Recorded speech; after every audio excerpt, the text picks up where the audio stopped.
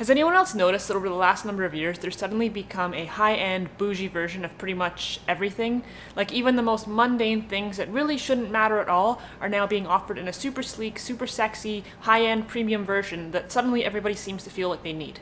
There's obviously always been a certain level of, shall we call it, label whoreism associated with like clothing and cars and things of that nature, but all of a sudden it seems like everybody seems to want a trendy $40 water bottle or like a $500 camping cooler or a special high-tech, sexy, sleek Dyson vacuum, and I'm just not understanding why. Why does something as mundane as a water bottle or a vacuum cleaner have to be fancy? Like literally the thing that just sucks dirt off your floor has to be sleek and beautiful like a piece of art, and it just seems ridiculous to me, to be quite honest. Everywhere you look, boring ass shit is being replaced by these sleek, sexy, hyper-minimalist, aesthetic versions of themselves, these upgraded premium versions of products that I don't really think anybody even needs. Are these premium products superior in some way? Maybe, maybe not, but is there actually anybody who needs a Bluetooth toothbrush? What does that do? Like, why would you need to? I don't know. I first started thinking about all of this while standing in the aisle of Home Depot one day. See, our local utility company here, the gas company, offers a promotion where you can get $75 off of a smart thermostat if you choose to buy one. And so they're trying to incentivize you to lower your energy costs by being able to control your thermostat when you're not home. Makes sense, I guess. So I got this $75 coupon and I headed to Home Depot. And when I got there, I found like 3 or 4 different options, ranging in price from about $100 all the way up to over $300. I look at the first one, the $100 one. It's pretty basic, looks like an average thermostat. It's got a black and white screen, some buttons on it. It's Wi-Fi. It says on the front you can install it yourself in 20 minutes. And I'm like, damn, you know what? With this coupon, I can get it for $25. Should be good enough, right? Then I look next to it and I see these other options. These sleek looking, black, shiny thermostats with these vibrant, colorful touch screens and all of these built-in features. And they're like $200 to $300 and in some cases even more than $300. And I'm sitting there going, wow, like it almost looked like an iPhone. It's like this really high-tech piece of equipment and it just looks like it has all of these bells and whistles. And I start justifying to myself, well, I get $75 off so I can get it for like, maybe $125, maybe $200. And I'm going, hold on a second. This is a thermostat we're talking about. Why do I need a thermostat that looks like an iPhone? Why do I need a thermostat that has a touch screen? It literally just controls the temperature in my house. It's not important. It's not, what? And so thankfully I snap back to reality. Oh, there goes gravity, yada yada, mom spaghetti. And I bought the one that cost me $25 out the door and I installed it myself in 20 minutes, just like the package said. And you know what? It was great. It did exactly what it was supposed to do. It was easy to use. It was perfect. And in an interesting turn of events, the new house I just moved into actually came with one of these fancy touchscreen thermostats pre-installed on the wall. And I gotta tell you, the thing's a total turd. It doesn't work very well. So I was better off with the cheap option. Fancier isn't always better. I don't really know when things start to go this way, when they start to become like a premium version of pretty much everything. I'm assuming it's probably always been like this for the rich and famous, and maybe I'm just a peasant and I'm just lagging behind the crowd.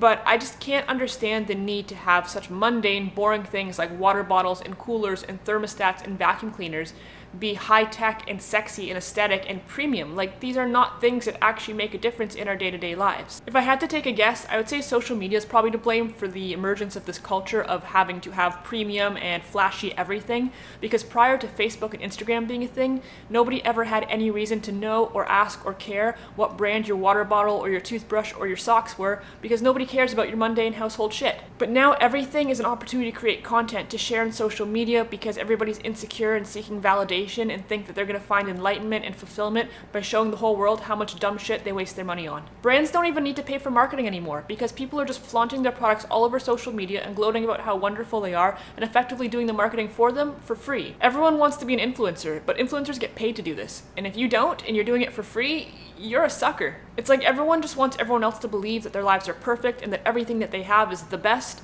And it's really nauseating if you think about it because not everything has to be the best, and having nice things doesn't inherently make you a nice person. It's elitism at the finest. I'm in a Facebook group here in my local community for the area that I live in, and people will often ask for recommendations for different products or services on that group, and it's really interesting how everybody likes to jump in and declare that the person or product or place that they use or that they go to is the best, that their dentist is the best, that their hairdresser is the best, everything that they have is the best. And you might be wondering, well, what makes it the best?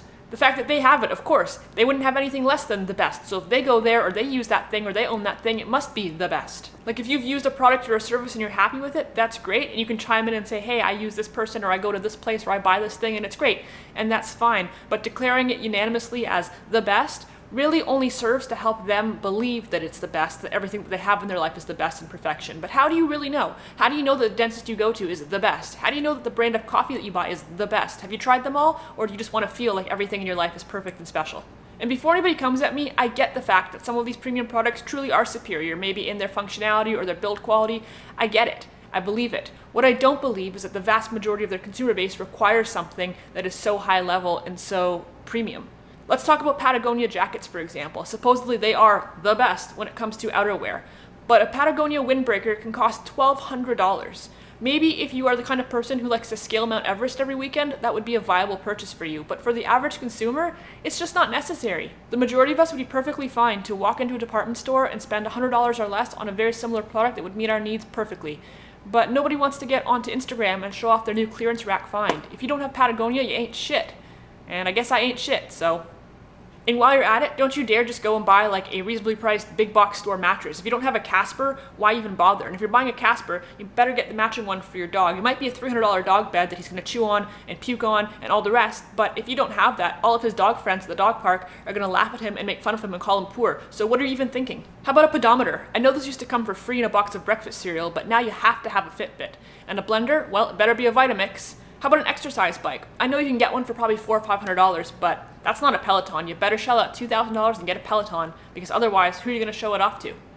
Oh, what's that? You're going to exercise in your house where nobody sees it? Good thing there's Instagram, because it sure would be a waste of money to spend 4 times more than you need and not be able to show it off to anybody. Everything nowadays has become a status symbol. It's not even about whether or not your lifestyle requires you to have a premium product.